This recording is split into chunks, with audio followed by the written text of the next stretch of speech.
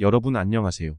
일 잘하는 변호사 박기대입니다. 지난 영상에서 돈을 빌리거나 빌려줄 때 차용증을 작성하는 것이 좋고 작성하는 법과 차용증 샘플을 다운받을 수 있도록 하였습니다.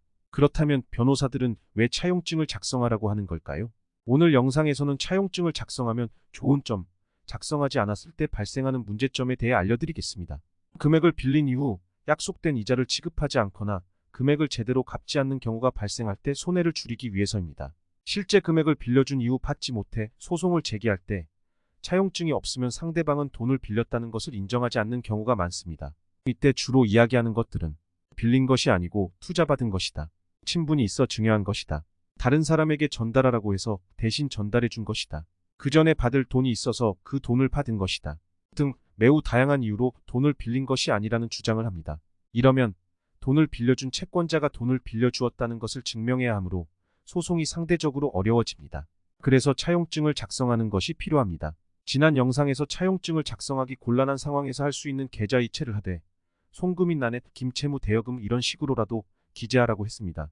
이 경우에도 소송에서 상대방이 통장에 기재된 내용을 제대로 보지 못했다. 채권자의 주장은 사실과 다르다.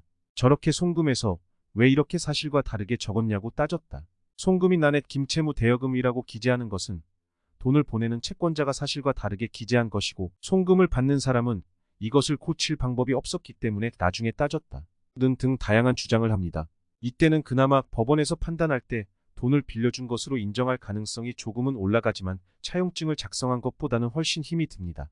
돈을 빌려준 이후 받지 못하면 민사소송, 형사고소를 할 수 있다고는 하지만 실제 민사소송을 진행하는 것은 많은 시간과 비용이 발생하고 형사고소의 경우 대여금을 갚지 못한다고 하여 모두 사기가 인정되는 것은 아닙니다. 사기죄가 인정되기 위해서는 여러 가지 요건들이 갖추어져야 하고 그러한 요건을 갖추었는지에 대해 수사기관과 법원의 많은 재량이 인정되기 때문에 이러한 분쟁을 애초에 예방하는 것이 더 중요합니다.